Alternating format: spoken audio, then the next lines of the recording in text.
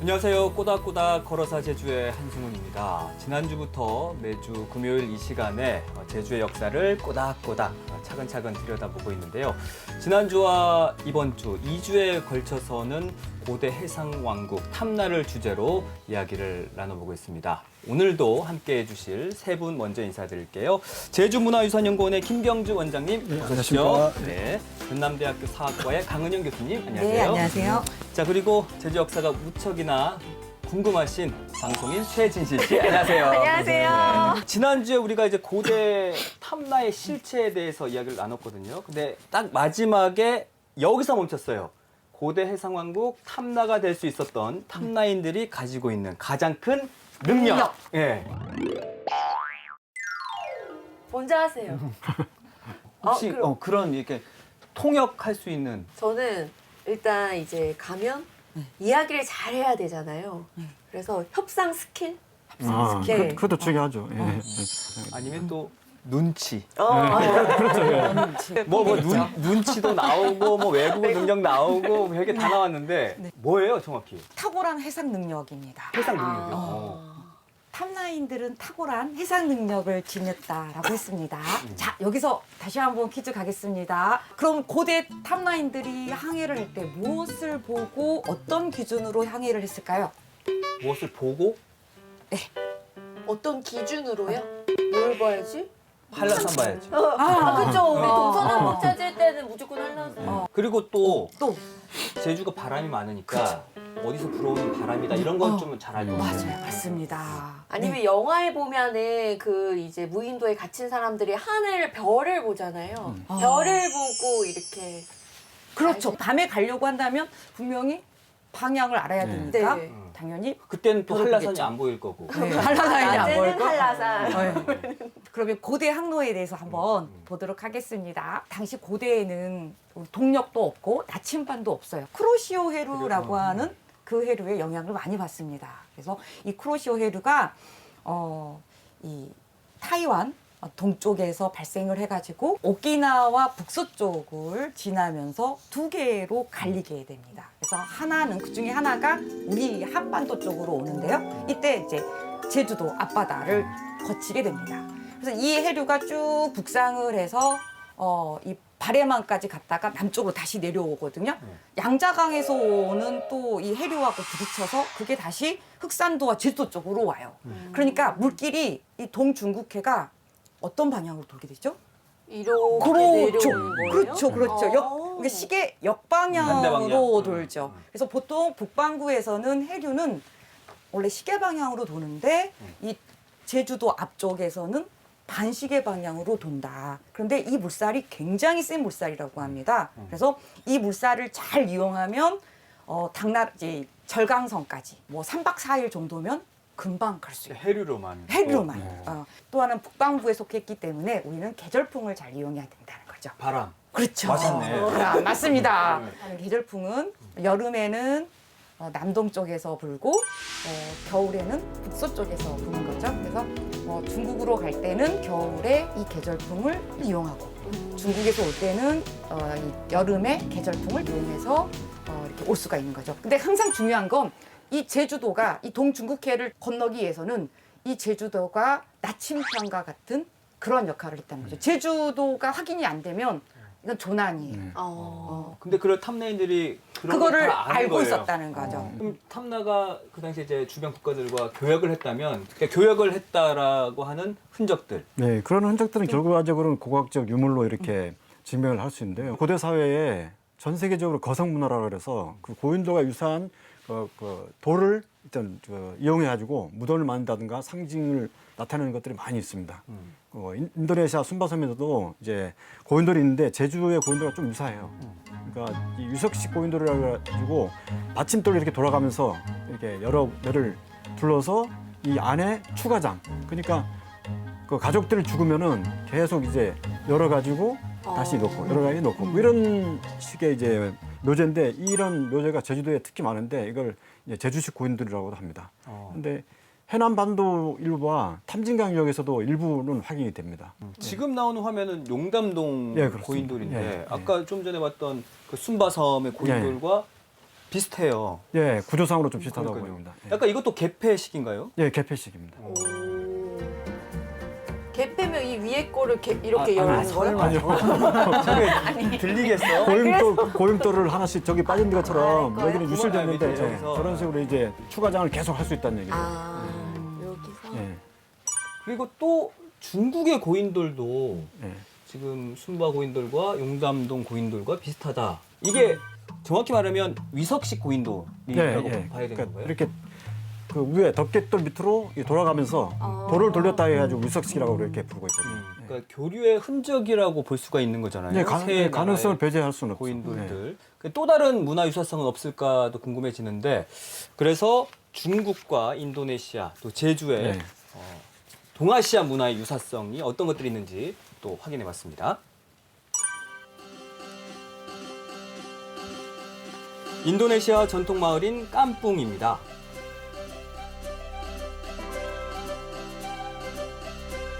마을에서는 낯익은 풍경들이 펼쳐집니다. 화산 폭발로 생긴 현무암들이 마을을 둘러싸고 있는데요. 제주에서 흔히 볼 수 있는 돌담입니다.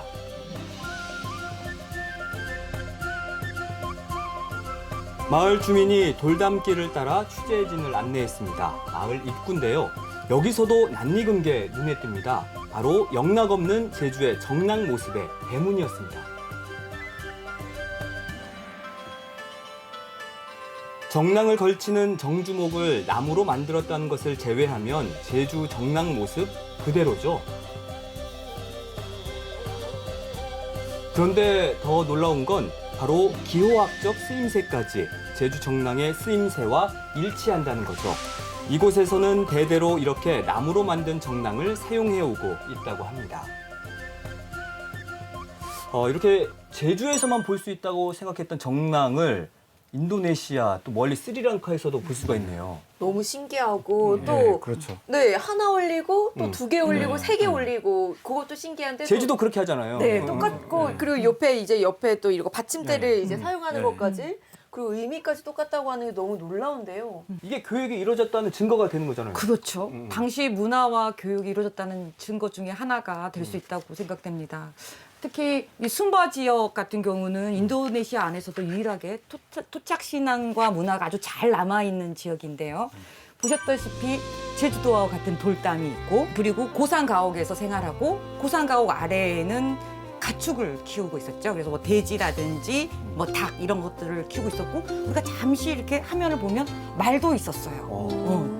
그리고 가축들이 이렇게 출입하는데 이 정랑을 사용하고 있었다는 거죠. 출입을 통제하는 네, 용도로 쓴 네. 거예요. 그리고 이 순바섬 외에도 스리랑카에도 남부 타밀 지역에서도 이런 정랑이 똑같이 사용되고 있습니다. 그래서 이 정랑 문화는 제주도, 타이완, 라오스, 태국, 캄보디아, 스리랑까지 어떻게 말하면 정랑 로드라고 할 수 있는 그러한 그 문화와 교역이 서로 이루어졌다라고 하는 것을 알 수가 있는 하나의 사례라고 하겠습니다. 가까이가 아니라 그리고 보면 라오스, 태국, 캄보디아, 스리랑카 하면은 그 범위가 굉장히 넓은 것 같아요. 네, 그 중국의 그 성당 시절의 시인이었던 한유가 쓴 시가 있어요. 정상서서서라고 하는 시가 있는데 그 안에 보면 탐부라, 유구, 모인, 이당과 같은 잡국과 또 임읍, 부남, 진납, 우타리 이게 동남아시아거든요. 그래서 제일 먼저 잡국에 탐부라가 제일 먼저 나와 있어요. 그래서 탐부라를 비롯한 유구, 그러니까 오키나와죠. 이 지역의 잡국과 임읍, 뭐 여기는 아마 베트남 쪽을 이야기하는데 베트남, 부남, 진납, 우타리라고 하는 동남아시아 이 일대 사람들이 중국에서 봤을 때 동남 끝쪽에 있는데 이 사람들이 바람과 물때를 봐가지고 와서 조공을 하고 이 사람들끼리 모여서 해상에서 교역을 하는데 이때 이 사람들이 가지고 오는 물품들을 보면 진주, 향로, 상서, 그러니까 물소뿔을 말하죠. 진귀한 물건들. 예, 뭐 코끼리 뿔이나 물소뿔 같은 것, 그리고 대모, 그러니까 그 거북이 등껍질, 뭐 이런 진귀한 물건들을 중국의 전에서 중국에서 이런 물건들이 차고 넘쳤다. 이게 당나라 때 사정이거든요. 뭔가 진기한 이런 물품들을 중국에 전달하는 국가들이 우리 바로 정랑로드의 그 국가들과 일치하고 그 앞에 제일 앞선 자리에 탐나가 있지 않았을까. 중국의 역사를 정리해 놓은 사고전서. 여기에 수록된 한유의 시에 보면 당시 당과의 교역국들이 기록되어 있는데요. 거기에 탐나가 있습니다.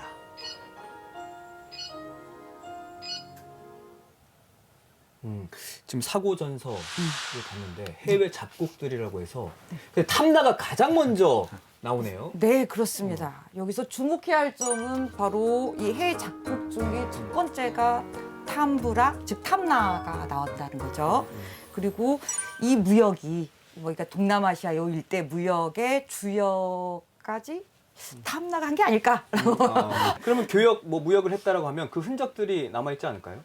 중국과의 교역에 이게 탐나가 직접 교역을 했는지 간접 교역을 했는지는 뚜렷치가 않습니다. 하지만 그 중국에서 생산된 제품들이 탐나에서 나온다는 얘기는 어떤 시간에 접촉과 교류가 있었다는 것을 이제 증명해 주는 것이죠. 그 대표적인 게 지금 산지항 유물 출토 지역입니다. 1928년에 산지항 축광공사 시에 여기서 유물이 출토됐는데 중국 한대 화폐가 많이 다량으로 출토가 됐습니다. 거기에 뭐 오수전, 대천오십, 화천 이런 것들이 나왔고 또 거기에 청동검 장식구 이런 것들이 같이 나왔는데 이런 유물들이 다 중국에서 넘어온 거거든요. 그러면 아까 산지항에서 발견됐다던 그 화폐가 네. 어떤 화폐들인지 직접 보시겠습니다. 네. 제주시 산지항. 지난 1982년 이곳에서는 고대 탐나가 당시 상당한 규모의 교역국이었음을 증명해주는 유물들이 발견됐습니다.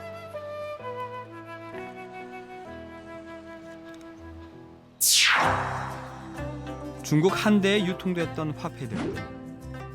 그중 오수전은 기원전 118년부터 약 900년에 걸쳐 제작 통용됐고 한국과 일본, 인도차이나 반도 등에 걸쳐 통용됐던 국제 화폐입니다. 이게 국제 화폐였네요. 예, 그렇죠. 지금으로 얘기하면은 US 달러와 같은 예, 강력한 이제 화폐로서의 기능도 있지만 화폐로만 인식하시는 분들도 있지만 이것을 어떤 그 국가가 국가 내 이동 간에 어떤 뭐라 그러죠? 여권 같은 그런 기능을 했다는 얘기도 있고 또 상위 계층이 무덤에서 나오는 경우도 있거든요. 그만큼 이제 한대 화폐가 굉장히 어떤 그 US 달러의 기능을 했었기 때문에 중요한 그 유물로서 있고요. 이러한 유물들이 대체적으로 동아시아에 분포하는 걸 보면은 북한 낭랑 지역을 비롯해서 대방, 연안 그리고 한반도에는 이제 인천 운북동이라든가 영종도 이 연안별로 그리고 서남 지역은 해남 군곡리, 광주 신창동 그리고 제주도 그리고 동남 지역은 거문도 패총, 김해 회인리 패총 그리고 일본도 그 연안 항로를 따라가지고 이렇게 집중 분포하고 있습니다. 그러니까 이 유물이 내륙보다는 연안 항로로만 따라서 이렇게 분포한다는 것은 당시 교역로와도 관계했어요.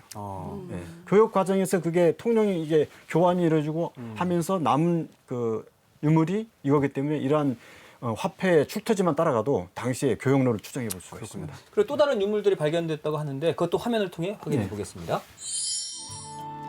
당시의 고가품이었던 유리구슬과 잉동당 초문이 새겨진 금동제 허리띠 장식물이 발견됐는데요. 당대 크게 유행했던 이것은 원거리 무역에서만 구입이 가능했던 겁니다. 또한 중국 절강성 월주요산 도자기 파편도 발견됐습니다. 이것은 당대 최고가품이면서도 최고의 사치품이었습니다. 또한 전 세계로 수출되던 당대 최고의 무역품이었는데요. 빛깔이 또 네. 누가 와도 비싸 비쌀 보여요. 것 같아요. 비싸 보이네요. 그럼 탐나가 독자적인 국가로 활동할 수 있었던 요인은 뭐라고 보세요? 역시 경제력 아닐까요? 그러니까 이 지형을 잘 이용한 어떤 경제력을 갖고 있었다. 탐나는 사면이 바다로 둘러싸여 있고 그리고 바다는 풍부한 뭔가 물산의 뭐 자원지고 바다에서 나오는 이런 물건을 통해서 교역을 하지 않았을까 싶은데요. 당시 이 고대 이 탐나가 많이 수출하는 물품들 중에 보면 그 조개류, 뭐 조개 껍질류, 또는 진주 이러한 그 바다에서 나오는 물건들을 독점적으로 확보해서 이것들을 주변 국가들과 거래를 하지 않았을까라고 추정을 할 수가 있겠습니다. 그게 음. 정확히 뭐였을까요?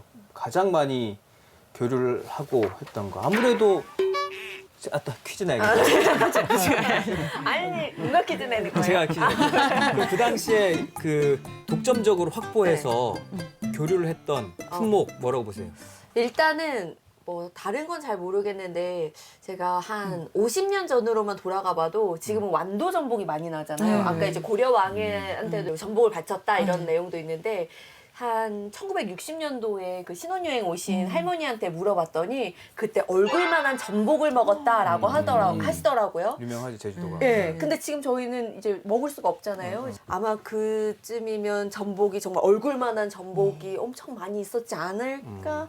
맞습니다. 일본의 그 평성궁이라고 8세기대 일본의 그 왕궁 터에서 이 목간이 발견이 되었거든요. 근데 이 목간 안에 탐나와 교류한 품목이 적혀 있었어요. 745년 명을 갖고 있는 목간 안에서는 미에현에서 호부 도쿠시마라고 하는 이 인물이 탐나복 육군을 조정에 바쳤다라고 하는 내용이 이렇게 나와 있어요.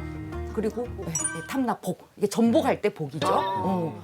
그리고 천평 10년 탐나인이 그 오늘날 야마구치 쪽에 들어와요. 그냥 표류민이면 그냥 탐나로 보내주면 되는데 이 사람들로 하여금 평성경에 들어오도록 입경 허락을 합니다. 21명의 이 탐나인들이 이 야마구치에서 오늘날의 나라현까지 쭉 이제 이동을 하는데 이 탐나인으로부터 탐나 방포 4구를 구입했다라고 하는 기록이 또 발견이 됩니다. 또 여기서 끝나는 게 아닙니다. 해안시대 법전인데 연희식이라고 하는 법전이 있어요. 여기에서 보면 일본의 지방의 그 지방 정부가 중앙에 특산물을 올리는데 오늘날의 구마모토현 이곳에서 탐나복 39근 또 오늘날의 오이타현에서 다 큐슈 지역인데요. 이 지역에서는 탐나복 18근을 조정에 올리고 있어요. 굉장히 많은 거죠. 자, 그럼 탐나에서 독자적으로 확보해서 수출했던 교역품이 탐나복, 탐나방포 혹시 또 있나요? 중국 쪽에 뭔가 그 수출한 물품 중에 가라고 하는 게 있습니다. 상국 가? 가입니다. 가가 이렇게 가가. 네, 삼국사기 고구려 본기에 보면 그 가라고 하는 게 섬나에서 나오는데 이 가가 되게 중국에서 이 나라에서 되게 특히 귀중하게 생각을 했는데 백제가 방해를 해가지고 더 이상 이 중국에 이거를 조공을 할 수가 없다. 그래서 이 섬나가 탐나이고 탐나의 특산품으로서 가라고 하는 것이 나왔다라고 하는 기록이 있습니다. 그러니까 가가 가가 뭐예요? 뭘까요? 가? 가? 유추할 수도 없을 것 같아요. 생물인가요? 아니면 뭐 그런 정도 힌트는 주셔야죠. 이제 페류로 만든 장식품. 장식품입니다. 특히 말에 쓰는 이렇게 말을 이제 꾸미기에 쓰는 장식품이라고 하는 페류로 만들어요? 네, 네. 네, 조개 가공. 그럼 껍데기. 약간 진주 쪽 비슷한 건가요? 보통 자개 같은 거 할 때 그 전복 껍질 네. 안쪽에 보면 되게 영롱한 빛들이 나잖아요. 그러면 그것들을 가공해서 그거를 이제 뭐 다른 장식, 그러니까 마구용의 장식품에 썼던 것 같아요. 그럼 원장님 그거를 탐나에서 가를 생산을 해서 만든 거예요? 네, 그러니까 지금 현재 그게 가장 유력한 설인데 가에는 2가지가 있습니다. 태류 장식품이라는 얘기가 있고 만호석, 그러니까 옥제품이라는 얘기가 있거든요. 당시에 탐나에서 그 고구려에다가 가를 바쳤다면 탐나와 고구려가 교역을 했어야 되는데 이 문헌상에는 그런 기록이 없거든요. 고고학적 유물로도 고구려 유물이 전혀 확인되지 않습니다. 게다가 이 섬나라는 명칭이 여기 처음 등장하거든요. 504년이면은 이미 탐나가 백제에 어느 정도 신속돼 있어가지고 굳이 탐나라는 명칭인데도 불구하고 섬나라는 용어를 쓰는 자체가 좀 이해가 안 되기도 하고, 만약에 이게 가에 대한 해석을 페류 장식품이 아니고 만호석으로 본다면 이건 제주가 아니라는 얘기죠. 이런 옥제품이 가장 많이 나온 데는 경남 지역에 그 청동 시대부터 옥이 많이 나오는 산청 목공리라는 데가 있거든요. 그래서 그런 데는 모르겠는데 안 나오기 때문에 혹시 이게 섬나가 제주가 아니고 다른 지역이 아닌가라고 이제 해석되는 견해도 있습니다. 해안 시대 그 법전인 연희시계 보면 또 다른 기록이 있어요. 거기에는 그 대마도에서 해안 시대인데 교토에 있는 이런 이제 귀족들이 대마도에다가 자신의 사신들을 보내가지고 진주를 막 구입하게 한다는 거예요. 그래서 그 대마도가 그 진주를 구입하려고 막 너무 시끄러웠다, 혼란스러웠다라고 했을 때 그게 과연 대마도산 진주인가? 이거 제주산 진주일 가능성도 높다라고 주장하는 학자들도 있습니다. 방포가 네. 있었잖아요. 네. 그것도 사실 저는 처음 들어봤어요. 저도요. 방포라는 거. 탐나 방포 방패도 아니고 방포는 네, 어떤 거예요? 방포라는 게. 약간 옷감 아니면 네. 뭐 먹는 거겠죠. 먹는 거겠죠. 자, 그럼 여기서 다시 퀴즈 가겠습니다. 세 분께 드리겠습니다. 원장님까지 이번에는. 네. 좋아요. 이제 예, 탐라인들은 전복을 어떤 식으로 해서 이걸 교육품으로 사용을 했을까요? 전 아까 토기도 만들 수 있다고 해서 토기에 바닷물을 넣어서 생채로 이제 가져가서 오. 팔진 않았나 네, 이렇게 일리가 있네. 생각해요. 화로. 오, 좋아. 어, 아, 이거 인정. 네. 그러면은 그냥 좀 활로, 그러니까 생으로 먹을 네, 수 있게. 생으로 먹을 수 네. 있게 신선하게. 네. 근데 그렇게 되면은 멀리 못 가지 않을까? 글쎄요. 겨울에만. 예. 그러려면은 또 장으로 담가야죠. 젓갈 같은 걸로. 오. 전복장. 썰어가지고, 네. 썰어가지고 뭐 간장에 네. 재우든가 뭐 된장에 재우든가 뭐 네. 이런 식으로. 그 외에도 뭐 이렇게 뭐 말리든지 아니면 우리가 육포처럼 네. 그렇게 해서 이제 할 수도 있지 않나라고 생각합니다. 건조를 시켜가지고. 네. 어. 바람 제주도에 그 한치 말리는 데 있잖아요. 왜? 그거 말려가지고 가장 간단한 방법이 사실은 건조 방법이죠. 네. 그래서 건조를 통해서 이거를 가공을 해서 이걸 멀리까지 장시간 유지할 수 있도록 만들어 가공을 해가지고 아마 이것을 일본 측에 이제 수출을 했을 것 같습니다. 그러니까 어떻게 그 당시에 탐라인들이 가공을 했는지 또 고증을 통해 재현을 해봤습니다. 영상으로 함께 보실까요? 탐라는 전복이 자라기 좋은 조건을 가지고 있었는데요. 수중까지 드넓게 펼쳐진 용암바위를 따라 전복의 먹이인 해초가 풍부했습니다. 덕분에 전복 또한 많았는데요. 그런 풍부한 전복은 탐라인들의 주요한 먹을거리이자 교역 물품이었습니다. 전복이 크고 싱싱함은 물론 당시 탐라인들에게는 원거리 무역에 필요한 전복 가공 기술이 있었습니다.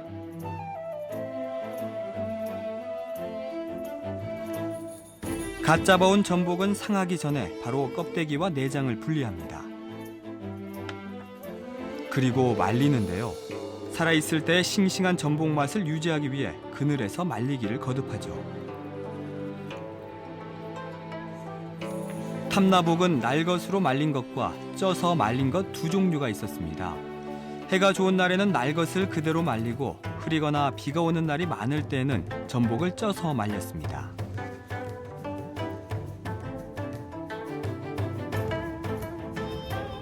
날전복이든 찐전복이든 모두 바람이 통하는 응달에서 바짝 말려줍니다. 전복이 완전히 마르고 3, 4일이 지나면 전복 표면에 하얀 가루가 생기는데요. 이것은 아미노산의 일종인 타우린입니다.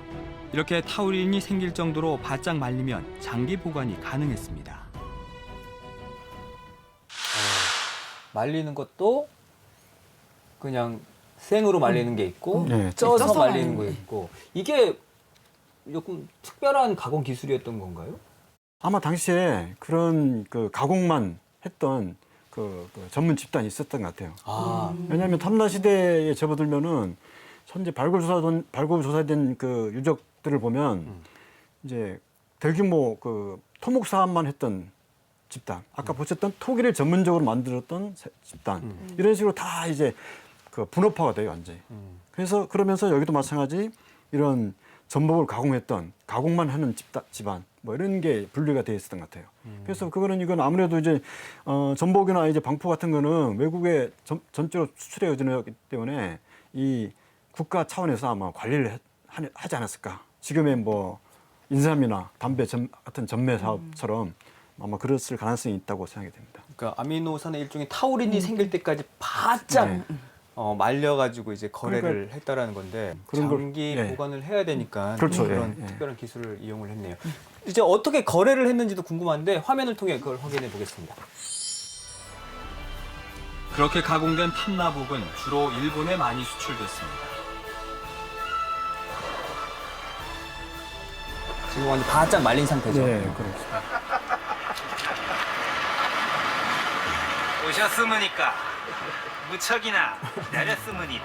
다 알아듣겠네요. 약속한 물건은 가져왔으니까. 정말 가져오다마다요. 자, 탐나복 여기 있으다. 탐나보 냄새부터 다르문이다. 아니 어떻게 된 게 이 탐나복은 우리 일본노 전복 맛하고는 맛이 천지 차이문이다. 우리노 전복은 왜 이런 맛이 나지 않는지 모르겠습니다. 우리 손맛하고 이리 손맛하고 어떤 맛이 같을까나? 그나저나 값이나 잘 쳐주시오. 줬어. 가격이야 얼마든지 걱정이너 말고 전복 많이너 팔아주시오. 알겠소. 당시의 탐나복은 일본인들에게는 아주 인기가 많았다고 합니다.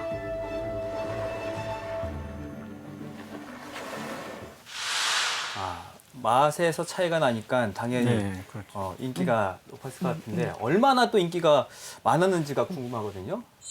やはりそのタンラナアワビというのは評価されていて、でそれはやはり特にタンラナアワビというのは他のアワビはあまりこう地名がついたアワビとか国名がついたアワビはないんですけれども、それだけタンラナアワビとそれからあと東のアワビというその関東地方の地域名を冠したアワビですね。それぐらいが代表的なアワビですね。ですからそれだけやはりタンラナアワビというものに対して、日本人が高く評価していたということだと思います。 탐나 전복에 대해서 일본인이 평가가 높았다. 그만큼 가격도 많이 쳐줬겠네요. 그렇죠. 탐나가 독자적으로 확보해서 수출했던 교역품을 좀 이야기하고 있는데 우리가 탐나 복과 가를 네. 알아봤고 하나가 더 있었던 게 탐나 방포였어요. 방포 뭔지 아세요? 아니요, 방포 아까 포라고 말씀하신 것 같은데 그 수출품의 탐나 방포 요거는 어떤 건지 좀 궁금한데요. 옷감 아니면은 먹는 거로 봅니다. 방포는 지금의 오늘로 치면 이제 육포 같은 거죠. 육포예요, 예. 육포? 그래서 전에 탑라인은 사슴하고 멧돼지가 그렇게 많았어요.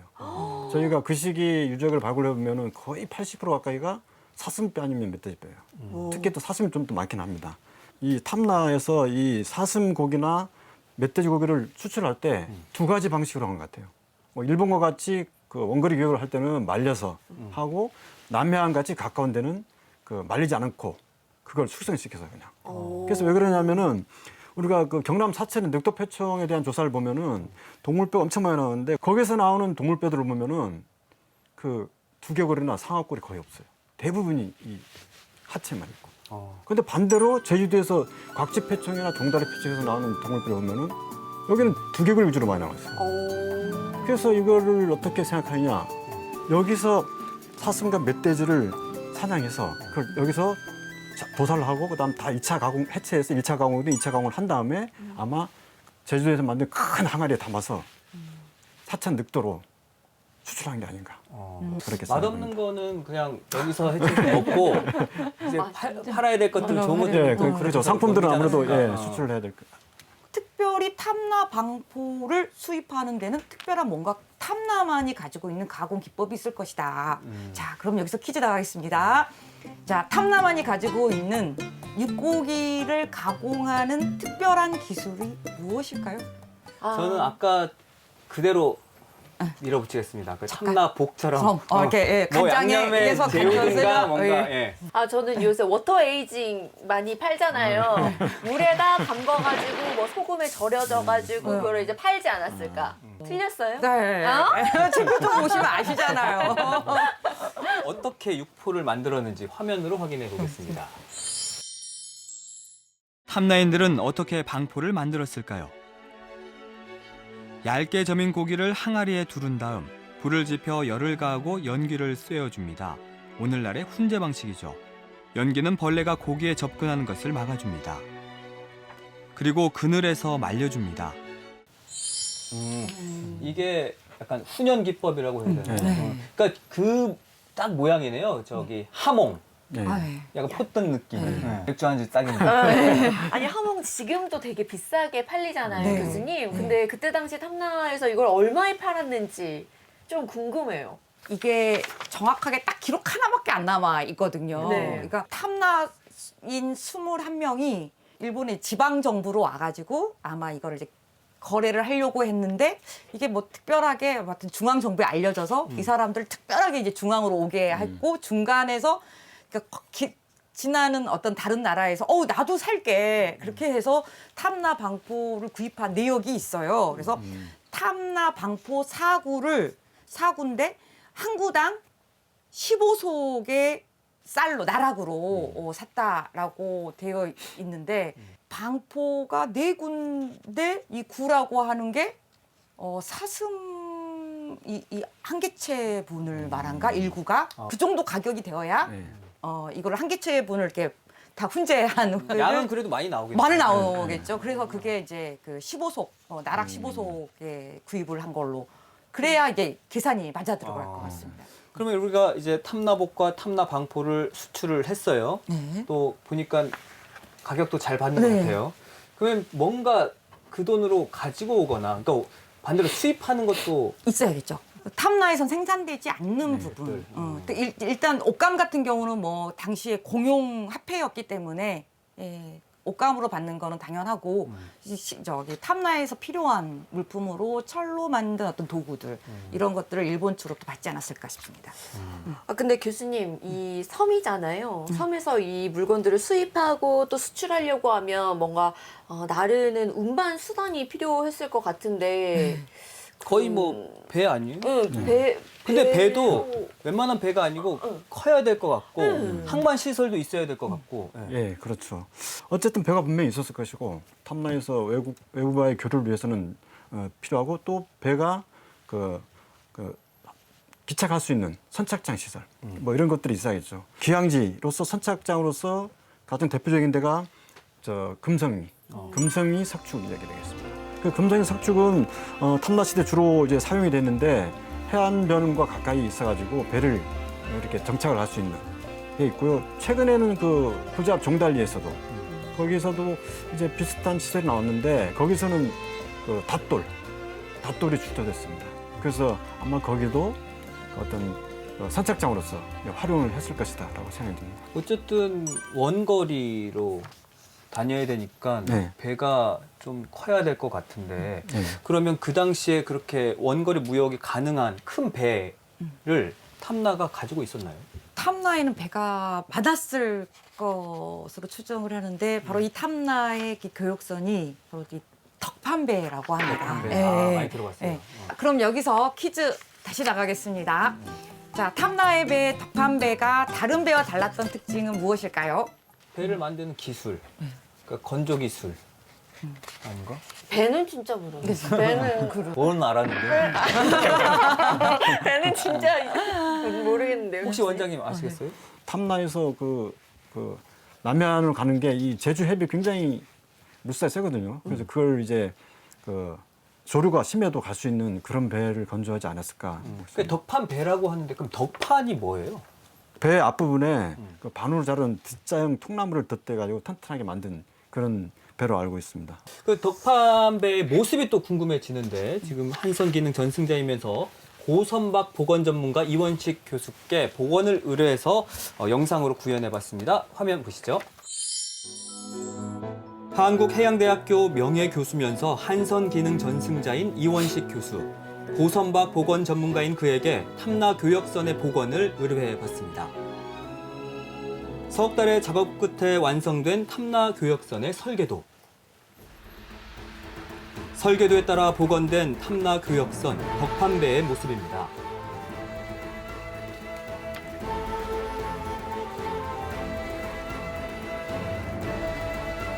탐나 교역선 덕판배의 가장 큰 특징은 바로 배 앞부분인 덕판에 있었습니다.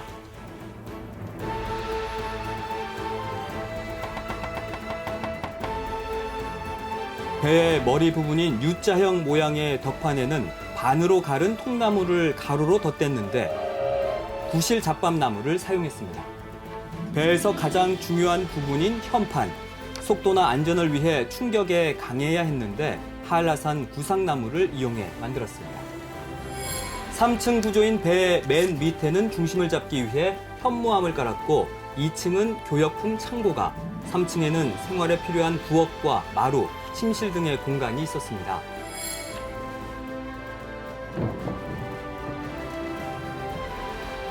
돛은 3개를 달았는데요. 맨 앞에 있는 전풍 돛으로 바람의 방향을 조정하며 항해를 했습니다.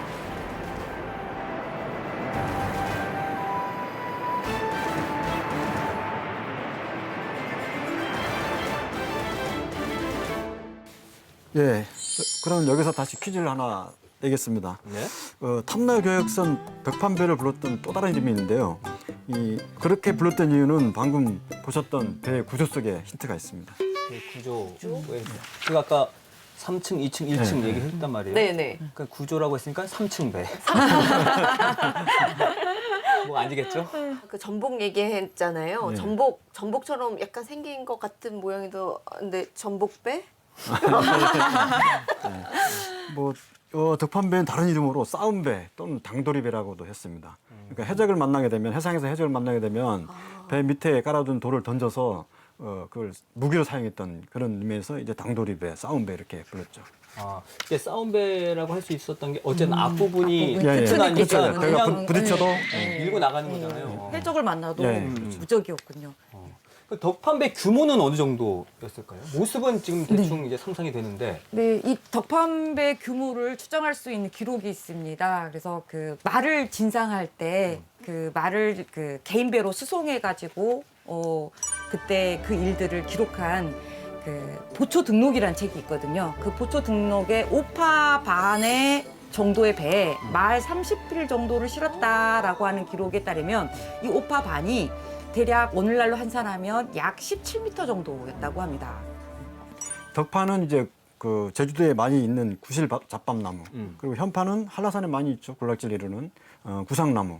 그리고 못은 그 솔비나무를 삶아서 사용했다고 이렇게 알려지고 있습니다. 못도 나무로. 예, 만들었어요? 그러니까 고려시대 때 원지배기에 원나라에서 탐납에 100척을 건조하라고 명령을 내린 그 기록이 있습니다. 네. 거기에 보면은 이제 그 원나라에서 주로 이제 제주의 그 향장목, 농나무를 얘기하는 거죠. 아, 농나무. 예, 이것을 이제 그 조사하러 자꾸 사신을 파견합니다. 그래서 고려시대 배를 보면은 중국 배인 경우에는 농나무를 사용한 사례가 많습니다. 그래서 실험을 해봤습니다. 덕판배에 쓰인 나무들이 얼마나 강도가 높고 가벼운지 또 못으로 쓰일 만큼 늘어나는 성질이 있는지.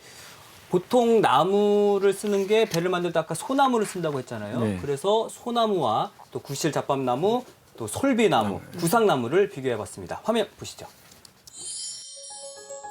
배의 재료로 많이 쓰이는 소나무와 구상나무의 비중을 비교해봤습니다. 실험 결과 소나무의 비중은 0.56, 반면 구상나무는 0.42의 낮은 비중으로 물에 잘 뜹니다.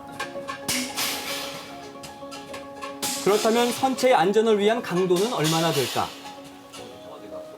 충격 강도 실험 결과 구상나무는 소나무보다 훨씬 높게 나타났습니다. 비중이 낮고 높은 강도의 구상나무는 강한 선체를 만드는 데에 최상의 목재였던 거죠. 방사 조직이 한 줄로 돼 있고 사이 간격이 좁은 구실잡밤나무. 구실잡밤나무의 충격 강도는 소나무보다 2배 높은 수치, 해안 암초에도 끄떡없는 덕판을 만들어냈습니다. 솔비나무의 경우 세포가 초밀하게 붙어 있고 세포벽이 두껍습니다. 이런 경우 강도가 높은데요. 누르는 힘에 견디는 전당 강도는 소나무의 2배. 끌어당기는 힘인 인장 강도는 소나무의 1.5배 가까이 높은 수치입니다. 끌어당기는 힘이 좋고 갈라짐이 적어서 이음새인 못으로 이용하기에 아주 좋은 조건에 남은 거죠. 그 해상 교류에 있어가지고 배는 무척 중요합니다. 바다를 건너야 되기 때문에 그 튼튼하고 안전한 배를 만들어야 되는데 당시 탐나 사람들은 배를 건조하거나 항해술이 굉장히 뛰어났습니다. 그 섬에서 나는 재료들을 갖고 탐나인들의 기술로 만든 탐나 교육선 덕판배는 각 나무의 특성들을 모두 살려가지고 안정성 있고 해양 교역에 아주 튼튼한 배를 만들었습니다. 이처럼 이러한 덕판배의 어떤 건조 기술과 바다를 건너 교역을 할 수 있는 그 해양 항해 능력이 당시 탐나인들의 강연한 삶을 그대로 반영한 거라고 생각됩니다. 자, 이렇게 탐나는 덕판배로 교역을 했는데 위치로 봤을 때 탐나의 위치는 뭐 교역로상으로 좋은 위치였나요? 탐나는 동아시아 이 해상 교통로의 그 십자로에 위치하면서 북극성과 같은 그러한 역할을 했다고 볼 수가 있지요. 그래서 탐나뿐만 아니라 주변 국가 안에서도 이 동중국해를 횡단할 때 이 탐나는 되게 중요한 위치에 있는 정치체라고 볼 수 있고 탐나인들은 이러한 덕판배를 타고 해상의 이 실크로를 통해서 많은 지역들과 교류를 하게 되고 그리고 한반도 남부 중부 또는 일본 열도 중국 그리고 동남아시아의 무역상들과 교류를 할 수가 있었습니다. 그래서 어쩌면 이 탐나는 이러한 무역상의 지정학적인 이점을 활용해서 동아시아의 시레인을 이렇게 장악한 해상왕국이다라고 말씀드릴 수가 있을 것 같습니다. 이제 해상 왕국으로. 네, 오랜 시간 동안 우리가 거쳐서 이 해상왕국까지 오게 되었습니다. 그런 해상 왕국 탐나. 근데 왜 이렇게 쇠락하기 시작한 건지 그러니까. 그리고 언제부터 된 건지 왜 없어졌어요? 네.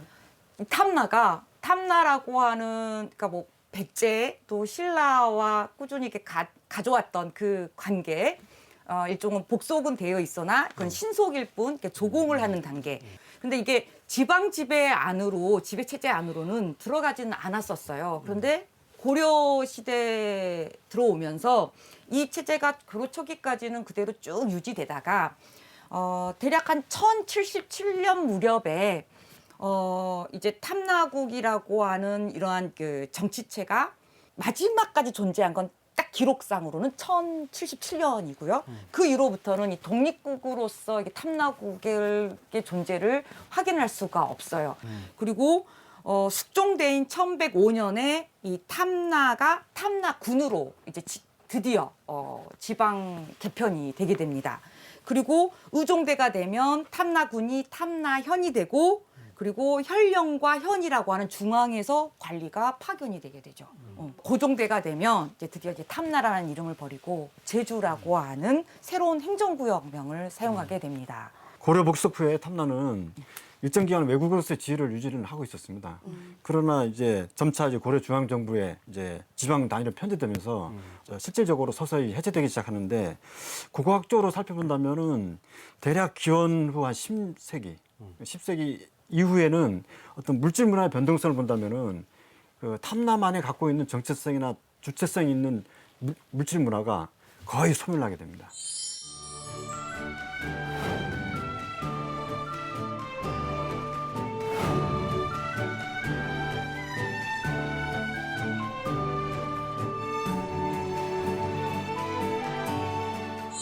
고대 해상 왕국 탐나가 네. 이렇게 고려의 복속이 돼버렸네요. 자, 이렇게 2회에 걸쳐서 고대 해상 왕국 탐나를 주제로 이야기를 나눠봤는데요. 네. 어떠셨어요, 진실 씨? 비록 그 탐나가 고려에 복속되기는 했지만 그 해상 왕국을 그래도 이제 만들었었잖아요. 그래서 제 이야기를 하면 왜 제가 분기마다 자꾸 해외여행을 가고 싶고 나가고 싶고 그런가 했더니만 그 탐나인의 피를 물려받은 게 아닌가라는 생각이 오늘 들었습니다. 그리고 또 탐나인, 또 제주인에 대한 어떤 제주인으로서 좀 자부심이 느껴지는 그런 날이었던 것 네. 같습니다. 탐내 역사를 총 정리해 주신 두 분은 어떠셨나요?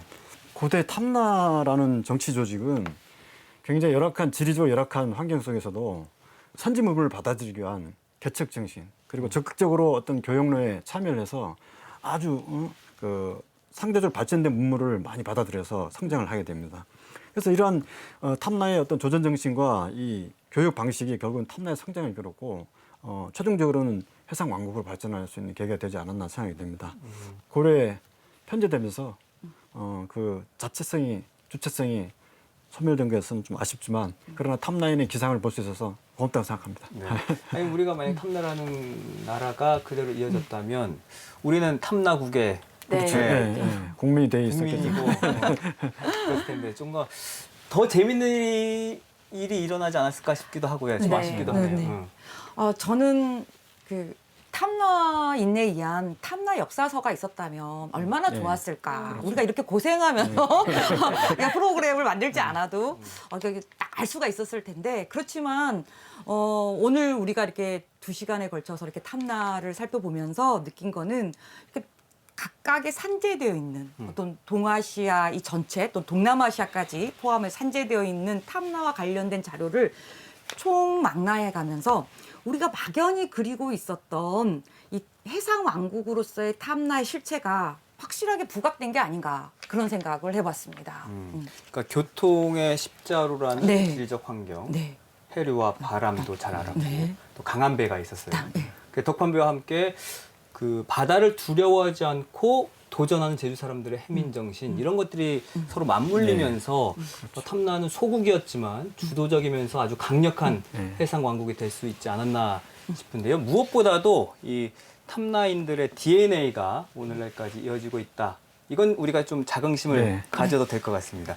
자, 오늘 2시간에 걸쳐서 정말 2주에 걸쳐서 역사 이야기 재밌게 해주신 두 분 감사드리겠고요. 저희는 다음 주에 또 인사를 드려야겠죠? 네, 좋습니다. 네, 오늘 고생하신 두 분 고맙습니다. 네, 감사합니다.